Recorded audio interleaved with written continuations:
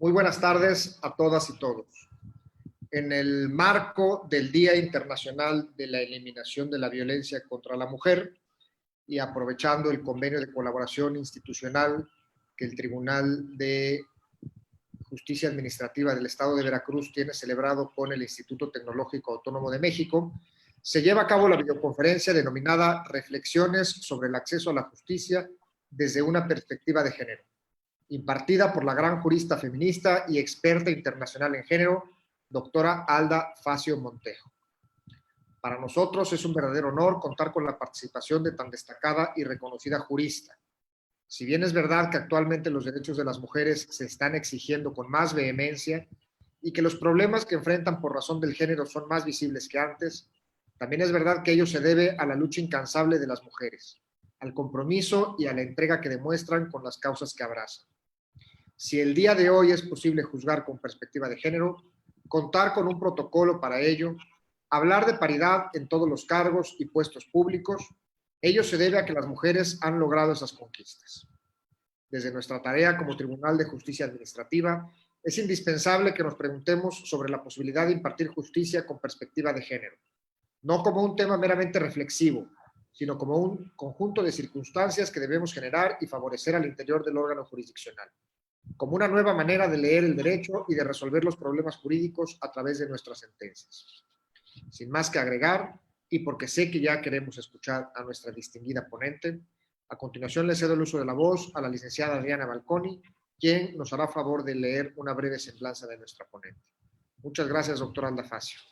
Gracias. Buenas tardes. Alda Facio Montejo cuenta con un extenso y reconocido currículum. Es jurista feminista, escritora, docente y experta internacional en género y derechos humanos. Ingresa a la Galería de las Mujeres edición 2015 por su trayectoria de vida y su aporte a la promoción, defensa y ampliación de los derechos humanos de las mujeres, por su lucha por eliminar la violencia y la discriminación contra las mujeres y su liderazgo a nivel internacional para el avance de la vida de las mujeres. Es considerada una de las promotoras de la Ley de Igualdad Social en los años 80. Fue una de las 10 mujeres en el mundo que organizó el Tribunal en Viena sobre la violación a los derechos de las mujeres, a través del cual se convenció a la conferencia a declarar que los derechos de las mujeres son derechos humanos. Fue fundadora y primera directora del Caucus de Mujeres por una Justicia de Género en la Corte Penal Internacional. También fue fundadora de Ventana, uno de los primeros grupos feministas en Costa Rica en los años 70. Por su amplia trayectoria internacional en el campo de la violencia contra las mujeres, fue la candidata única en América Latina para ocupar el cargo de relator especial sobre violencia contra las mujeres de la ONU en 1994. En 1996 fue galardonada con el primer Premio Internacional Anual sobre Derechos Humanos de las Mujeres otorgado por el Women Law and Development International. Desde 1990 participa en innumerables conferencias y reuniones organizadas por agencias de las Naciones Unidas, gobiernos u organizaciones sociales como ponente o asesora en temas como violencia de género contra las mujeres, derechos sexuales y derechos reproductivos, legislación, derechos humanos de las mujeres, entre otros. También ha impartido talleres y cursos en distintas universidades alrededor del mundo. Sin más preámbulo, le cedo el uso de la voz a nuestra ponente. Muchas gracias.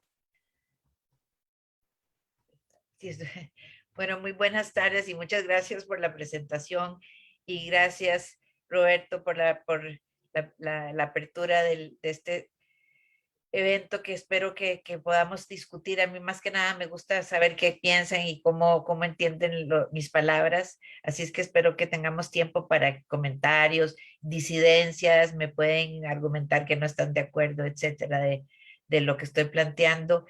Y quisiera también decirles que me gustaría mucho estar allá con ustedes. Me duele casi cuando tengo que hacer una de estas presentaciones a algún estado mexicano, me duele no estar allá porque yo soy casi que mexicana, así es que me duele no estar allá, pero bueno, yo tengo algunas líneas que voy a seguir aquí, pero se me fue la cosa, como, ay, me van a a esperar un momentito porque lo guardé. Aquí está.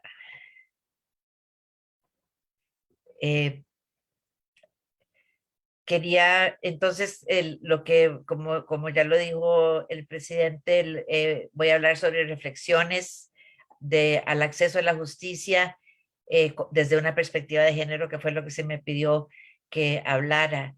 Y como esto abarca muchísimo, porque hay que hablar entonces de qué es género, qué es la perspectiva de género, qué es el acceso a la justicia, que también es un campo enorme.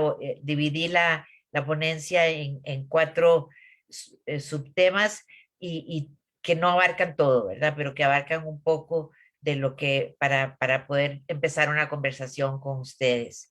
El primer punto es compartir con ustedes por qué los y las juezas de México tienen la obligación de acatar lo dispuesto no solo en todos los instrumentos internacionales de derechos humanos, sino también en las decisiones de los tribunales internacionales y especialmente de la Corte Interamericana de Derechos Humanos.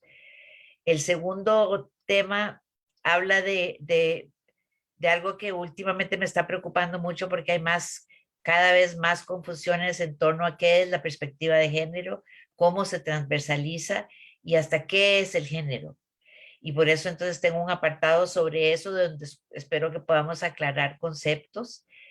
En el tercer apartado hablaré del derecho humano al acceso a la justicia para luego concentrarme en las barreras que dificultan o impiden a las mujeres ejercer este fundamental derecho, que pueden leerse como retos tanto para las mujeres titulares de este derecho como para el Estado responsable de garantizarlo. Y para finalizar, haré una pequeña introducción a la Recomendación General 33 del Comité CEDAW, que aclara cuáles son esas obligaciones estatales para garantizarle a las mujeres su derecho al acceso a la justicia, por considerar que es clave que todas las personas servidoras públicas conozcan cuáles son las diferentes obligaciones del Estado mexicano, incluyendo a las entidades federativas como Veracruz, con respecto al derecho humano al acceso a la justicia. Porque no es solo el acceso, bueno, como veremos al final de en qué implica ese derecho humano al acceso a la justicia.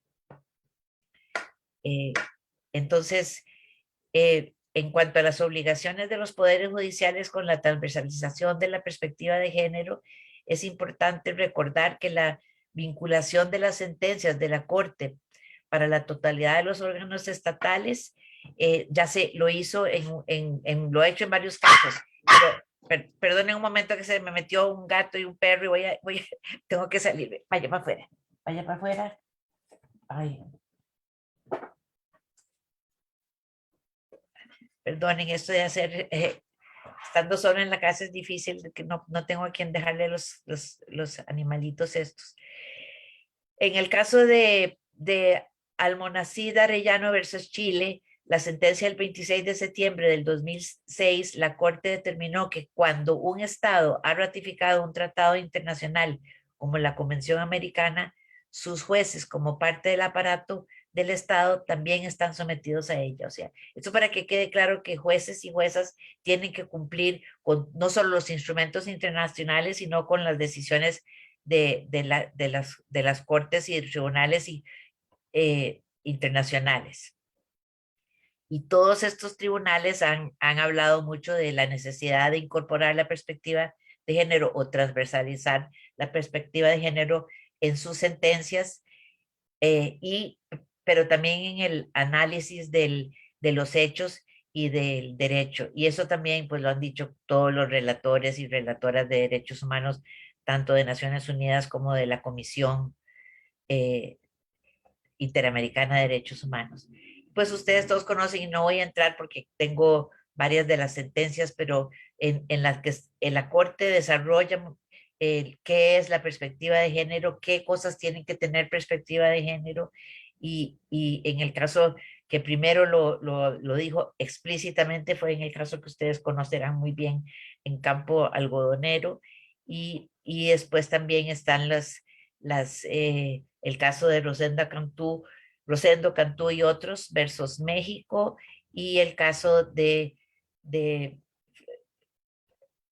Fernández, ahí se me fue el nombre, no lo apunté, pero de también contra México. Y en todos esos vemos que podemos sacar que cuando se trata de mujeres o cuando se trata de lograr igualdad entre hombres y mujeres, es importante, especialmente importante, que los jueces y juezas entiendan qué es la perspectiva de género y la utilicen. En cuanto a las precisiones terminológicas que quería hacer en este... Caramba. En las precisiones terminológicas en este apartado, quiero recordarles, porque algo que ustedes saben, pero cada vez me doy cuenta que se está, en estos momentos se está haciendo mucho enredo entre qué es sexo, qué es género, qué es mujer, y entonces quería recordarles que el género no es sinónimo de sexo, y por ende el género no sustituye al sexo, y con permiso voy a cerrar puertas y todo, porque no puedo con esto. Venga, vamos para afuera, vamos para afuera.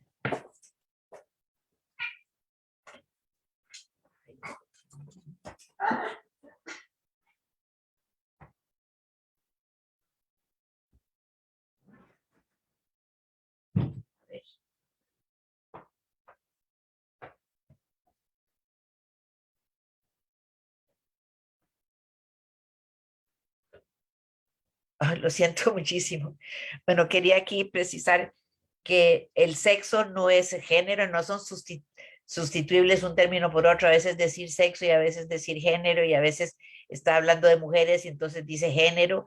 Y eso, a pesar de que la mayoría de la gente ya sabe que eso es así, leyendo sentencias y leyendo leyes, etcétera, se dan cuenta que a veces no, como que no queda claro o se les enreda en la cabeza, porque en la misma Corte Interamericana de Derechos Humanos a veces dice sexo cuando en realidad está hablando de género, o a veces dice género cuando en realidad está hablando de mujer, y entonces hay que tener mucho más precisión y claridad con estos conceptos, porque si no se pierde el sentido de para qué se desarrolló este concepto de género, que apareció por primera vez en los escritos feministas en la década de 1970 para desafiar la entonces posición dominante del determinismo biológico, el cual había naturalizado la desigualdad de las mujeres como resultado de las diferencias biológicas entre mujeres y hombres.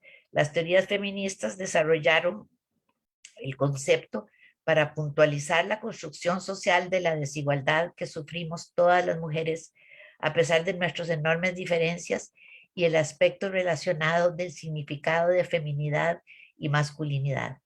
Enfatizando la construcción social de la desigualdad de las mujeres, las activistas feministas hicimos un llamado a la acción para cambiar esto. Esto es muy importante para que se entienda que por eso no se puede hablar como que si fueran sinónimos. O sea, el género la teoría de género se desarrolló para explicar la desigualdad de las mujeres. Y no, entonces no es las mujeres, no es género. Y el género no es mujeres, sino que es una teoría, cómo se construyen las mujeres en forma subvalorada. El objetivo de eliminar todas las formas de discriminación contra las mujeres requiere distinguir entre sexo y género, porque nos permite reconocer que algunas de las diferencias entre mujeres y hombres son trazables a la biología, mientras que todas las desigualdades tienen sus raíces en creencias sociales, culturales o religiosas construidas sobre esas diferencias biológicas. Este es el significado que el término género desempeñó en los primeros años después de que los derechos de las mujeres fueran declarados derechos humanos en la Conferencia Mundial de Derechos Humanos de Viena de 1993. Como ustedes saben, yo siempre digo que fue en 1993 que las mujeres nos convertimos en humanas, porque antes de 1993, para el derecho de los derechos humanos, los derechos de las mujeres no eran parte del derecho a los derechos humanos. Entonces, cuando entra de una vez la perspectiva de género. Y esto es importante recordarse y tenerlo presente, porque la perspectiva de género se creó para poder aclarar que el sexo no era lo mismo que ser mujer, y que no que las diferencias biológicas o basadas en el sexo no son la causa de la discriminación contra las mujeres, sino la construcción social que se hacen de esas diferencias.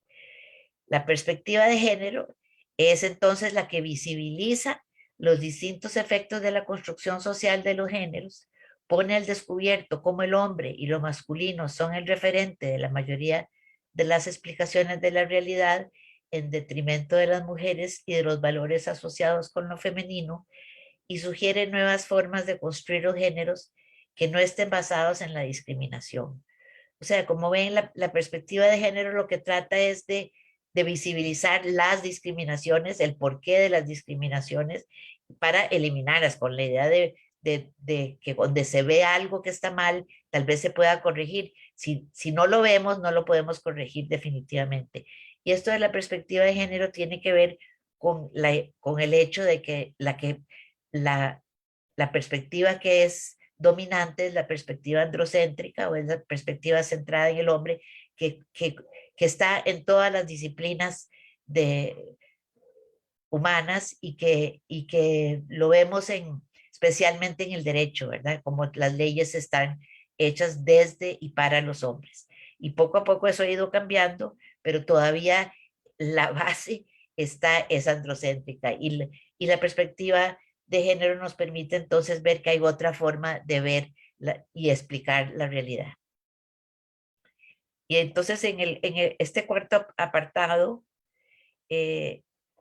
quería referirme a lo que es el acceso a la justicia, que es de lo que trata esta parte, la parte más importante de esta ponencia, porque lo otro era como aclarar qué eran estos términos que sin embargo una quisiera poder entrar directamente al tema, pero como hay tanta tergiversación de los términos que casi siempre tengo que empezar explicando que género no es sexo, que no es mujer, que no es sinónimo de perspectiva de género, etc.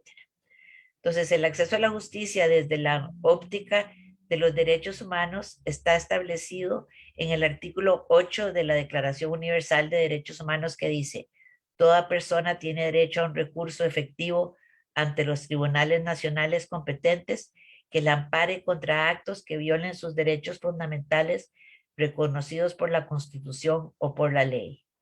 Si leemos con cuidado este artículo, vemos que el acceso a la justicia es un derecho humano que involucra tanto el deber estatal de proveer un servicio público como el ejercicio por las y los habitantes de ese estado de un derecho humano. Como derecho humano, el acceso a la justicia es un servicio público que el Estado debe garantizar a todas y todos los habitantes de su territorio, sin distinción alguna de raza, color, sexo, idioma, religión, opinión política o de cualquier otra índole, origen nacional o social, posición económica, nacimiento o cualquier otra condición, como lo establece el artículo 2 de la misma Declaración Universal. Dicho de otra manera, el sistema de justicia de un Estado es la parte de ese Estado que está obligada a brindar un servicio público con las características que se desprenden del derecho humano al acceso a la justicia. Por ende, la administración de justicia, los poderes policiales y judiciales y todos los mecanismos cuasi judiciales del Estado o amparados por el Estado están obligados a que ese servicio público sea sensible al género para no discriminar a las mujeres. O sea, esto lo digo con mucha énfasis, porque si no tiene perspectiva de género o no es sensible al género, un servicio va a discriminar a las mujeres de seguro. O sea, no es que tal vez va a resultar es que va a discriminar, porque la perspectiva androcéntrica es de por sí discriminatoria contra las mujeres. Y siempre que no hay perspectiva de género, hay perspectiva androcéntrica. Como bien dice la Recomendación General 33 de la CEDAW, de la Convención sobre Eliminación de todas las formas de discriminación contra la mujer, de la cual hablaré al final, el artículo 15 de la CEDAW dispone que hombres y mujeres deben gozar de igualdad ante la ley y deben beneficiarse de igual protección de la ley. Por protección de la ley se entiende, como lo estipula el artículo 2 de la CEDAW, que los Estados partes deben incluso establecer tribunales nacionales competentes y otras instituciones públicas cuasi judiciales que garanticen la protección efectiva contra todo acto de discriminación y violencia hacia la mujer. Además, esta protección efectiva incluye el derecho a la reclamación contra violaciones de los derechos humanos, pero más importante aún, incluye el deber positivo que tiene el Estado de organizar el aparato encargado de administrar justicia de modo que todas las personas puedan acceder a esos recursos. El derecho humano de las mujeres al acceso a la justicia es esencial para la realización de todos sus otros derechos humanos y por ello no es de extrañar que en nuestras sociedades patriarcales capitalistas existan tantas barreras para el acceso de las mujeres a la justicia. Esto redunda en la poca utilidad que las mujeres han encontrado en el hecho de que el Estado reconozca formalmente un derecho específico para las mujeres si la titular no puede acceder de forma efectiva al sistema de justicia para obtener la tutela de dicho derecho. Por eso es tan importante que las mujeres entendamos que el Estado no cumple con solo reconocer un derecho, aunque también está obligado a ello, sino que tiene además la obligación de configurar su sistema de justicia como un instrumento para la defensa efectiva de los derechos de todas las personas, incluyendo los de las mujeres. Y esto vieran cómo los estados cuando van a presentar sus informes al comité CEDAW, con, verdaderamente, yo creo que muchas veces verdaderamente, otras veces lo dicen para engañar un poco, pero muchas veces de verdad creen que con que esté un derecho garantizado en la Constitución o que haya una ley que garantice un derecho, con eso ya cumplieron con ese derecho. Y con lo que estoy tratando de decir aquí, que el acceso a la justicia es un derecho humano, es que no es suficiente con establecerlo en la Constitución, sino que tiene que desarrollarse una serie de medidas para que los diferentes grupos, y en este caso las mujeres, puedan verdaderamente acceder a la justicia. Y eso es de lo que trata la Recomendación General 33, con la cual terminaré la ponencia. Si bien casi todas las personas encuentran dificultades para ejercer su derecho humano al acceso a la justicia, esas dificultades aumentan cuando se trata de mujeres. Y eso es lo que quiero que también quede muy claro, porque siempre que hablamos de algún problema que tienen las mujeres, dicen, sí, pero los hombres también, y los niños también, y las personas no binarias también. Sí, nadie está diciendo que somos las únicas que tenemos discriminaciones y dificultades para acceder al acceso a la justicia, sino que hay que hacer algo por este grupo humano que se llama mujeres, ¿verdad?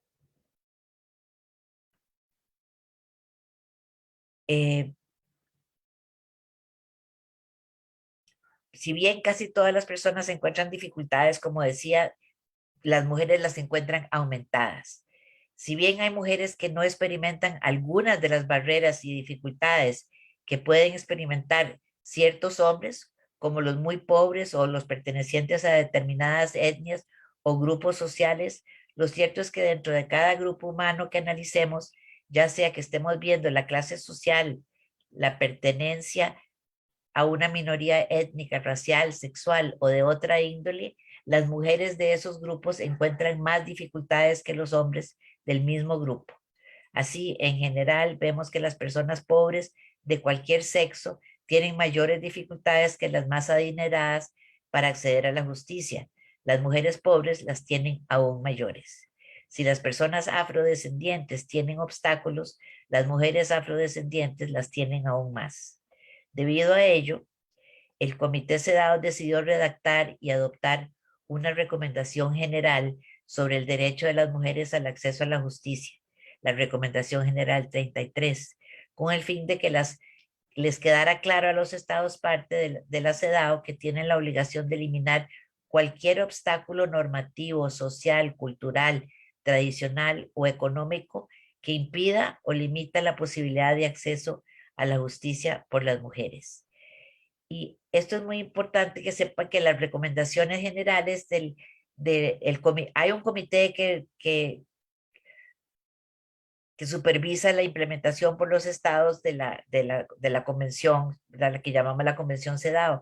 y ese comité tiene la facultad de hacer lo que se llaman recomendaciones generales, que en realidad son una manera que tiene el comité SEDAW de interpretar cuáles son las obligaciones del Estado con respecto a uno de los artículos de la convención, y por eso son tan importantes, porque a veces la convención es muy escueta en algo. Por ejemplo, en el caso que estamos viendo ahora, que es del acceso a la justicia, ni siquiera existe un artículo que hable específicamente de eso, sino que habla de que las mujeres tienen derecho a la igualdad ante la ley, y para ello, pues, de ahí se sale que tienen derecho a la igualdad en el acceso a la justicia.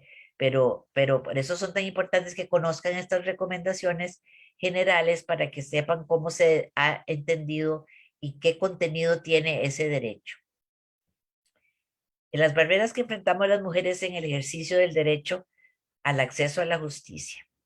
Según estudios del PNUD de ONU Mujeres, la Comisión IDH sobre el acceso a la justicia, tanto de hombres como de mujeres, así como mi propia experiencia de 6 años como relatora del Consejo de Derechos Humanos de la ONU sobre discriminación contra las mujeres y más de 40 años trabajando con los poderes judiciales y con operadores jurídicos de la región, y especialmente a través de un estudio para el Comité CEDAW que hicimos un grupo de abogadas de todo el mundo en el 2009 sobre el acceso a la justicia de las mujeres como insumo para que las miembros del comité elaboraran la Recomendación General 33.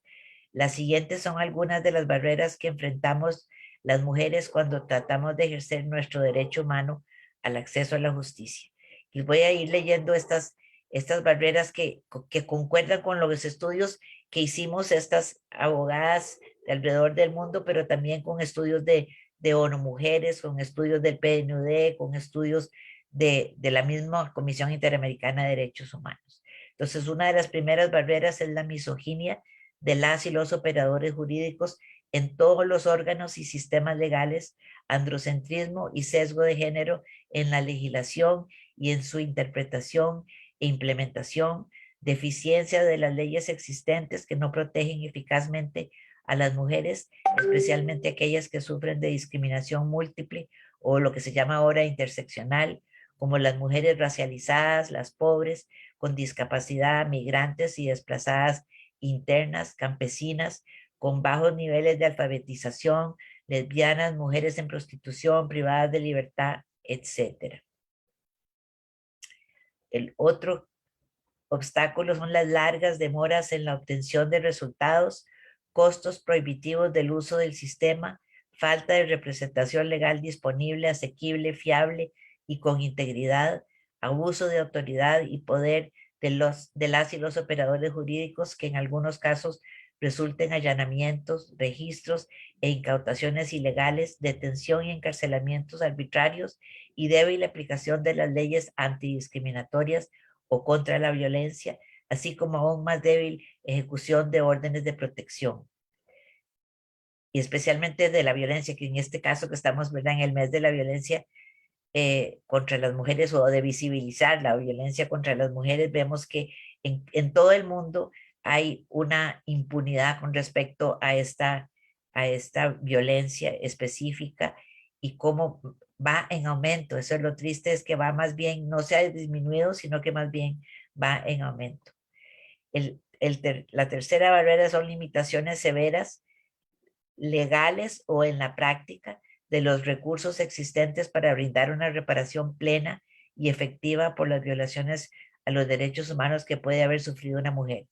Dichas reparaciones consisten en restitución, indemnización, rehabilitación, satisfacción y garantías de no repetición, que muy pocos son parte de las decisiones judiciales y ninguno de los sistemas legales de la región pueden proporcionar todas estas reparaciones de manera oportuna, no discriminatoria, adecuada, justa y disuasiva.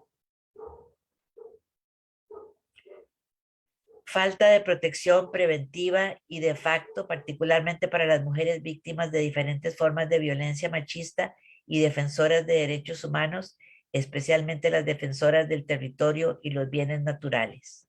Falta de información adecuada sobre lo que se supone debe existir en virtud de la ley lo que realmente existe o sucede en la práctica y el limitado conocimiento de sus derechos, especialmente de las mujeres más discriminadas.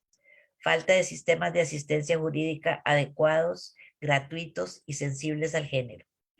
Limitada participación de organizaciones de mujeres en la elaboración de las leyes o jurisprudencia que las afectará directamente y menos aún en el monitoreo de su implementación.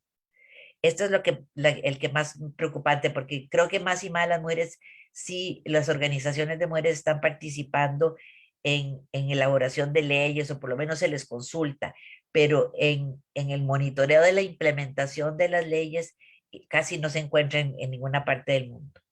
Desconocimiento por parte de las mujeres de las obligaciones jurídicas internacionales del Estado, lo que no les permite ni monitorearlas correctamente ni exigirles que cumplan con sus obligaciones internacionales. Número excesivo de leyes que además se contradicen.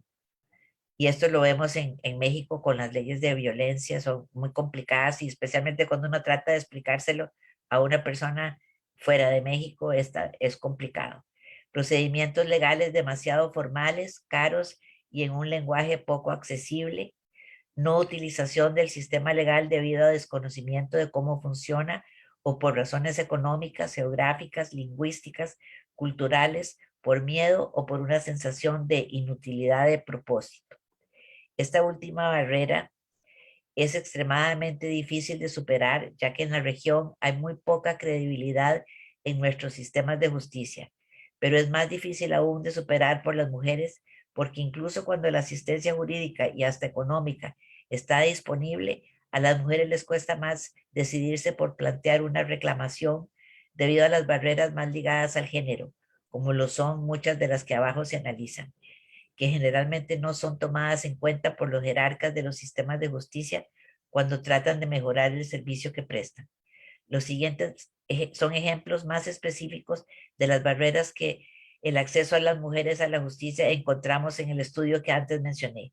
Los ejemplos son de todo el mundo y las clasificamos en 3 categorías distintas, pero que están interconectadas.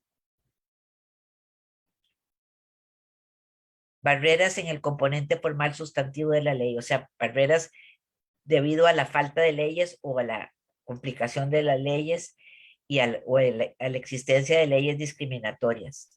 Si bien en toda la región se han hecho grandes esfuerzos por derogar leyes que son discriminatorias en la letra de la ley, todavía permanecen algunas que tienen efectos nocivos y hasta mortales para las mujeres, como lo son las leyes que criminalizan el aborto. Poca implementación de leyes antidiscriminatorias. Mientras que la mayoría de los estados han adoptado leyes y políticas cuyo fin es proteger el derecho de las mujeres a vivir libres de discriminación y violencia, estas han sido mal aplicadas. Por ejemplo, en los casos de violencia sexual, aunque las leyes son claras y los y las juezas han sido más o menos sensibilizados, estos mismos jueces todavía analizan los hechos desde sus propios prejuicios con respecto a la sexualidad humana. Falta de implementación y aplicación del derecho internacional de los derechos humanos. Hay varias barreras relacionadas con el derecho internacional, incluyendo la no ratificación de los tratados, tratados que no están incorporados en la legislación nacional, la falta de conocimiento sobre la existencia de estos tratados, tanto por los y las operadores jurídicos como por las propias mujeres, y falta de conocimiento sobre la forma de aplicarlos al marco legal y al judicial interno. Desconocimiento de la responsabilidad estatal en cuanto al impacto de las leyes. Ni los y las funcionarias del Estado ni las propias mujeres saben que es deber de los gobiernos asumir la responsabilidad por los distintos impactos que las leyes puedan tener sobre mujeres y hombres. Y de ahí que ni quienes legislan ni quienes administran justicia miran más allá de la mera letra de la ley para dar prioridad a su puesta en práctica, ni las propias titulares exigen que los estados cumplan con su deber porque no saben que el derecho internacional de los derechos humanos exige que los gobiernos respondan por los efectos reales que las leyes o la insuficiencia de las mismas puedan tener sobre las mujeres. Lagunas y deficiencias en el marco legal. Vacíos legales en la protección de los derechos fundamentales son comunes y pueden deberse a muchos factores, incluyendo el no reconocimiento de ciertos derechos, por ejemplo, el no reconocimiento de los derechos reproductivos y los derechos sexuales, que son la causa directa de las altas tasas de mortalidad materna en nuestra región, omisión o negativa de proporcionar una protección que solo o mayoritariamente necesitamos las mujeres. Por ejemplo, en algunos países existe negativa a legislar sobre la violación marital y no hay órdenes de protección u otros mecanismos para la prevención de la recurrencia de la violencia. Negativa por parte de los tribunales a poner en práctica garantías adicionales a las prescritas explícitamente para asegurar un juicio justo para las mujeres. Esto incluye el no reconocimiento y la no corrección de la desigualdad real o desigualdad de poder que las partes en un litigio puedan tener, lo que resulta en la violación del principio de igualdad ante la ley y la prohibición de discriminación. Y aquí quería expandirme un poco en cuanto a que hay varias formas de discriminación que son bien sutiles o prejuicios que son tan sutiles que ni siquiera los sabemos que los tenemos. Y en estudios que hemos hecho hemos encontrado que la voz más aguda de las mujeres es menos creída que la voz más grave de los hombres. O sea, entre más grave una voz, más credibilidad tiene y por ende eso debería de tomarse en cuenta por los legisladores, no, por los jueces cuando están oyendo los testimonios, pero no se hace. La penalización o no reconocimiento de ciertos grupos, el no proporcionar a ciertos grupos de mujeres cédulas o tarjetas de identidad les impide acceder a los tribunales para expresar sus quejas. La criminalización de las mujeres en prostitución o de las lesbianas les impide presentar ninguna queja en los diferentes niveles del sistema judicial o policial sin correr el riesgo de ser detenidas por ejercer la prostitución o por su orientación sexual o por su identidad de género. Leyes que penalizan el aborto en todas sus formas. Estas leyes son discriminatorias contra las mujeres porque le niegan un servicio que solo las mujeres necesitamos, pero además dan lugar a la penalización de abortos involuntarios, como pasa en El Salvador. Leyes que permanecen vigentes a pesar de contradecir normas expresas de derechos humanos.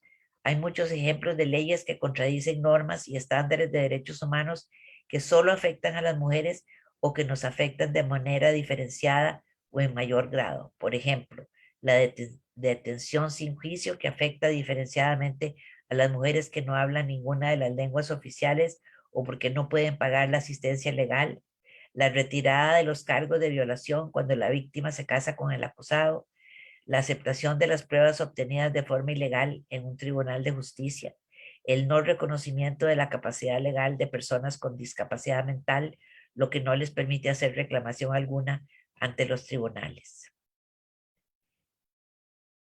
La superposición entre mecanismos de justicia formal, informal y religiosas. Eso no pasa tanto en nuestra región, pero en muchas partes del mundo los tribunales religiosos contradicen lo que dicen los tribunales nacionales y es un problema muy serio, especialmente para las mujeres, porque para los hombres no hay discriminación.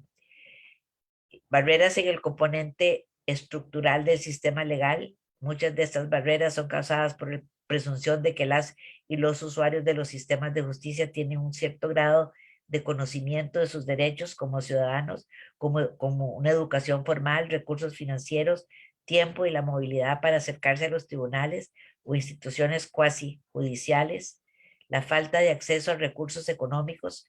Los tribunales internacionales han establecido que los costos del proceso, ya sea en el procedimiento judiciales o administrativos y la localización de los tribunales, son factores que también pueden hacer que el acceso a la justicia se torne imposible y por lo tanto resultar en una violación del derecho a un juicio justo y efectivo. Todos los órganos de tratado han encontrado que un procedimiento en el cual los costos son prohibitivos viola el derecho humano al acceso a la justicia, particularmente el de las mujeres, puesto que las mujeres por lo general son más pobres que los hombres o tienen menos posibilidades de acceder a recursos económicos por sí mismas. Los costos elevados de acceder a la justicia las afecta en mayor grado. La falta de acceso a asistencia jurídica gratuita, vinculado con el punto anterior con respecto a los costos prohibitivos de agotar la justicia, A nivel nacional, la falta de asistencia legal gratuita en muchos países impide a las mujeres acceder a la justicia. La falta de acceso físico a los mecanismos para acceder a la justicia. En algunos países, las mujeres viven en zonas rurales y remotas, deben recorrer enormes distancias para obtener la asistencia de la policía o de los tribunales o no tienen ni siquiera dinero para pagar el camión, etc. Falta de justicia pronta y cumplida. Los retrasos en la obtención de justicia en el sistema judicial es un obstáculo importante para que las mujeres obtengan justicia. En muchos países las mujeres tienen que esperar muchos años para que su asunto sea resuelto, lo que algunas veces pone su vida en peligro. Procedimientos, prácticas y requisitos en materia probatoria, androcéntricos o misóginos. La existencia de prácticas y requisitos androcéntricos y hasta misóginos es otro factor que dificulta no solo el acceso a la justicia por las mujeres, sino el lograr una reparación de la violación. Muchas de las violaciones a sus derechos que experimentan las mujeres suceden en el ámbito privado, mientras que los procedimientos, prácticas y requisitos probatorios están pensados para violaciones que ocurren en el ámbito público. Esto es muy importante y que me gustaría que reflexionaran sobre eso, porque la forma en que se exigen las pruebas está pensado para delitos que pasan en lo público, ¿verdad?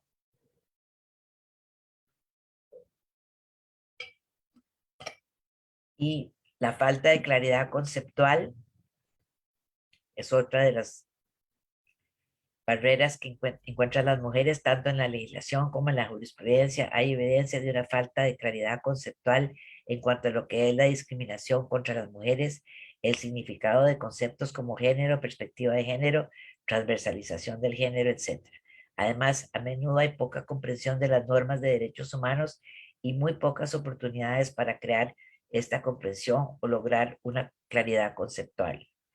Falta de independencia judicial, hay poca claridad en cuanto a que la independencia judicial no se refiere solo a la independencia de presiones por parte del Poder Ejecutivo, Legislativo o de poderes fácticos, sino que también requiere independencia de las actitudes machistas y estereotipos de género que cunden en el imaginario colectivo.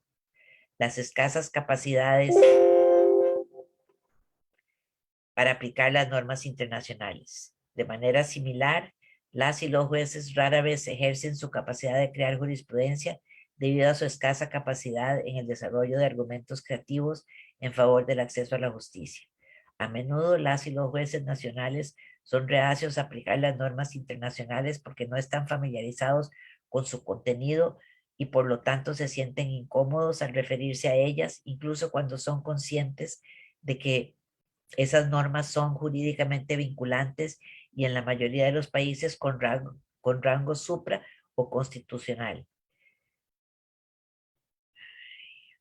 La falta de rendición de cuentas obligatoria para los sistemas de justicia. Este es otro punto bien importante y que en casi ningún país existe la obligación del Poder Judicial, y los funcionarios y funcionarias del Poder Judicial rindan cuentas por la actuación que han hecho. Y esto es muy importante porque es casi que ni en muchos casos encontramos en la investigación que ni siquiera se lo habían preguntado. Y esto es importante.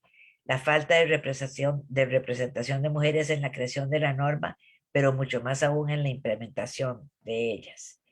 Eso pues es obvio, creo que no tengo que y la falta de mecanismos eficaces de ejecución, o sea, aunque se encuentre, eso es un problema que tenemos en toda América Latina, la dificultad para ejecutar la sentencia. Y por último, encontramos las barreras en el componente sociocultural, o sea, lo que la gente piensa que es el derecho, cuál es el derecho que verdaderamente está en el imaginario colectivo, en cada estado y en cada comunidad. Y eso, pues, tiene que ver con la falta de juezas, litigantes y profesoras feministas, abogadas y profesoras de derecho. Y juristas que sean reconocidas internacionalmente para que se usen sus ideas, sus libros, sus desarrollos teóricos también de las mujeres, ¿verdad? Prejuicios de las y los operadores de justicia eh, son en gran medida de actitud que afectan la resolución y los resultados de los casos, no ven los hechos o no le creen a las víctimas, etcétera, y eso es bien, todas las ideas que hay sobre, y aquí viene lo de la violencia, ¿verdad? Se ven los prejuicios que salen no solo en los jueces y juezas, sino en las mismas ideas de la gente, ¿verdad? De que si así fue violada fue porque estaba haciendo cómo estaba vestida, qué estaba haciendo a esas horas de la noche. Esas son, ya lo hemos dicho mucho y se conocen bien, pero hay muchas otras que prejuicios que se han hablado menos y que todavía son barreras para el acceso de las mujeres a la justicia. Y así muchos otros que voy a brincarme todas las barreras eh, que tengo un montón más, pero para que vean que la cosa es complicada, pero quiero decir que todas estas barreras que he mencionado y las que no les mencioné no se dan aisladamente, ¿verdad? Sino que se refuerzan unas a otras y producen un ambiente o un contexto estructural de discriminación y desigualdad debido a factores como la misoginia que campea en los medios de comunicación y en el imaginario colectivo y el hecho de que los estados no han asegurado sistemáticamente que los mecanismos judiciales sean física, económica, social y culturalmente accesibles a todas las mujeres. Y entonces, por eso es que ante este panorama con tantas barreras y con todo esto que le estoy diciendo que es un contexto de barreras y muchas múltiples barreras para que las mujeres puedan acceder, el comité CEDAW decidió hacer una recomendación general 33 que les recomiendo que la lean. Se puede encontrar en la página web del Comité CEDAW. Ustedes pueden ir a la página web y ahí buscar todas las recomendaciones y la recomendación general 33 y está en español, la pueden leer y ver ahí. Y entonces para terminar, porque no puedo, es una recomendación bastante compleja, pero quiero decirles eh, los 6 elementos básicos que en el criterio de las miembros del comité deben de ser, deben de tener para que un poder judicial sea accesible a las mujeres. Tiene que tener el elemento de la justiciabilidad, que requiere el acceso irrestricto de la mujer a la justicia, así como la capacidad y el poder para reclamar sus derechos en virtud de la Convención como derechos jurídicos. La disponibilidad exige el establecimiento de tribunales y otros órganos cuasi judiciales o de otro tipo en todo el estado parte, tanto en zonas urbanas como rurales y remotas, y su mantenimiento y financiación. La accesibilidad requiere que los sistemas de justicia, tanto oficiales como cuasi judiciales, sean seguros, se puedan costear y resulten físicamente accesibles a las mujeres y sean adaptados y apropiados a las necesidades de las mujeres, incluidas las que hacen frente a las formas interseccionales de discriminación. La buena calidad de los sistemas de justicia requiere que todos los componentes del sistema se ajusten a las normas internacionales de competencia, eficiencia, independencia e imparcialidad y provean de manera oportuna recursos apropiados y efectivos que se ejecuten y den lugar a una resolución sostenible de la controversia que tengan en cuenta las cuestiones de género para todas las mujeres. Requiere también que los sistemas de justicia se enmarquen en un contexto, sean dinámicos, de participación, abiertos a las medidas innovadoras, prácticas, sensibles a las cuestiones de género y tengan en cuenta las crecientes demandas de justicia que plantean las mujeres. La aplicación de recursos requiere que los sistemas de justicia ofrezcan a las mujeres una protección viable y una reparación significativa de cualquier daño que puedan haber sufrido. Y, por último, la rendición de cuentas de los sistemas de justicia se garantiza mediante la vigilancia de su funcionamiento para garantizar que funcionen conforme a los principios de justiciabilidad, disponibilidad, accesibilidad, buena calidad y aplicación de recursos. La rendición de cuentas de los sistemas de justicia se refiere también a la vigilancia de las acciones de los profesionales que actúan en ellos y su responsabilidad jurídica en caso de que violen la ley. Para concluir, quiero decirles que esta recomendación plantea esos 6 elementos que los desarrolla bastante más de lo que les desarrollé ahora, pero que sí creo que el hecho de que en el tribunal tengan una unidad de género ya es un gran paso, porque esa unidad de género puede ayudar a estar monitoreando que verdaderamente se cumplan con estos elementos básicos de lo que plantea el acceso a la justicia de las mujeres como derecho humano. Y con esto termino. Muchas gracias y espero que hayan comentarios, preguntas, etcétera. Muchas gracias. Sí tenemos un par de preguntas. Si nos pudieras hacer el favor de responder, Alda. La primera dice, ¿por qué crees que a pesar del amplio marco jurídico que existe en México, va en aumento la violencia en contra de las mujeres? Muy buena pregunta, sí, que me hago yo muchas veces también.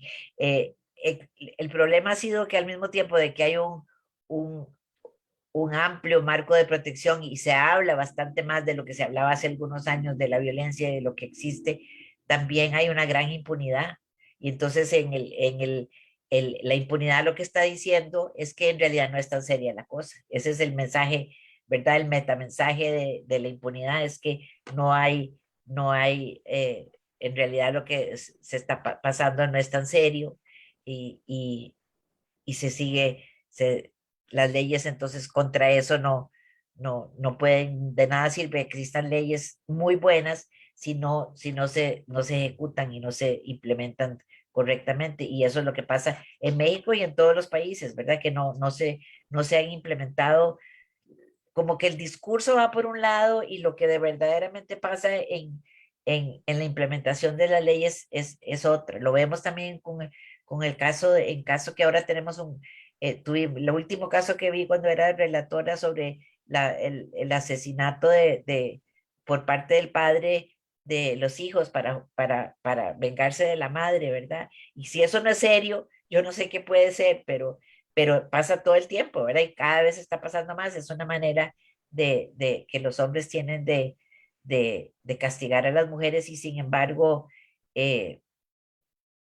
no hay ni siquiera castigo para los hombres que hacen eso. En la última sentencia de una corte en España le dio otra vez la custodia a los hijos la custodia de los hijos al padre a pesar de que había amenazado con matarlos, ¿verdad? A la madre le había dicho y no, y los mató.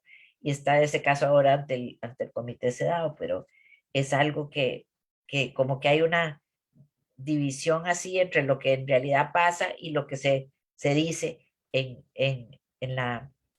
los círculos judiciales y jurídicos. Claro. Muchas gracias, Alda. La siguiente pregunta dice, ¿existe un solo feminismo como un movimiento homogéneo? Oh, para nada, ¿verdad? O sea, sí, el feminismo como teoría lo que plantea es la eliminación de la discriminación contra las mujeres y creo que en eso todos los feminismos están de acuerdo.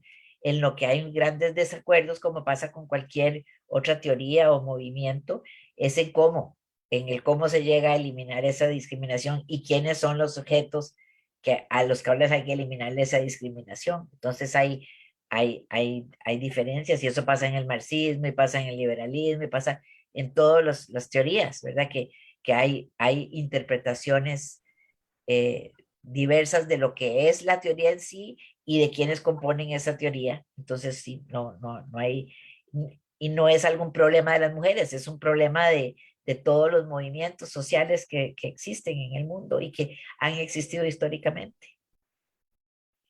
Y como última pregunta tenemos, ¿cómo impedir que la pandemia ponga en riesgo los derechos ganados por las mujeres en el ámbito laboral? ya eso está pasado, o sea, ya pasó, ya sí se puso en peligro los derechos ganados sí, y eso, por ejemplo, la pandemia lo que nos demostró con respecto a la violencia, ¿verdad? Es que como el discurso de la inclusión de la perspectiva de género en las políticas públicas era puro discurso, porque en el momento que empezó la pandemia, con el confinamiento, ni un solo estado del mundo se le ocurrió decir, bueno, ¿y qué vamos a hacer con la violencia entre parejas, verdad? De todos confinados en un espacio pequeño y no pensaron en nada de cómo proteger a las mujeres de la violencia y por eso a las 2 semanas de confinamiento empezaron, ¿verdad? A verse la cantidad de violencia como había aumentado y la cantidad de muertes de mujeres y de niños y niñas causados por el confinamiento, ¿verdad? Las cuestiones laborales, todo lo que se ha perdido, los derechos laborales se han perdido, ya se perdieron. ¿Y cómo hacer ahora para que no se pierdan más? ¿O cómo hacer? Es algo que se está tratando de ver, pero no creo que sea posible frenar esto, porque con lo que se viene la cuestión es, los problemas económicos siempre van a estar en las espaldas de las mujeres. O sea, usted acepte menor salario para que el Estado pueda seguir adelante y las mujeres tendemos a decir que sí a eso con tal de tener un trabajo y porque estamos socializadas para sacrificarnos. Muchas gracias, Alda. Pues sería todo lo que tenemos hasta ahorita de preguntas. Le cedo el uso de la voz al magistrado presidente. No se escucha. Doctora, muchas gracias por esta interesante conferencia que nuevamente tenemos el honor de escuchar de su parte. Gracias por el tiempo que nos ha dedicado. Sin duda, reflexiones interesantes para quienes integramos este tribunal, que tienen que ver con la labor que desarrollamos todos los días. Y en ese sentido, permítanos extenderle un reconocimiento por parte del Tribunal Estatal de Justicia Administrativa por participar como ponente en el ciclo de conferencias virtuales con el tema Reflexiones sobre el acceso a la justicia desde una perspectiva de género. Muchas gracias, doctora. Agradecemos todas sus comentarios, todas sus reflexiones y estaremos atentos para dar seguimiento a todo el material que usted hizo referencia a efecto de implementar esta perspectiva en nuestras resoluciones. Muchísimas gracias, doctora. Muchas gracias a quienes siguen esta transmisión. Muchas gracias por el reconocimiento y perdonen por los gatos y perros que deben entrevistar. No, hombre, fue un honor escucharla, doctora. Gracias y hasta pronto. Gracias. Gracias. Hasta luego. Hasta luego. Hasta luego.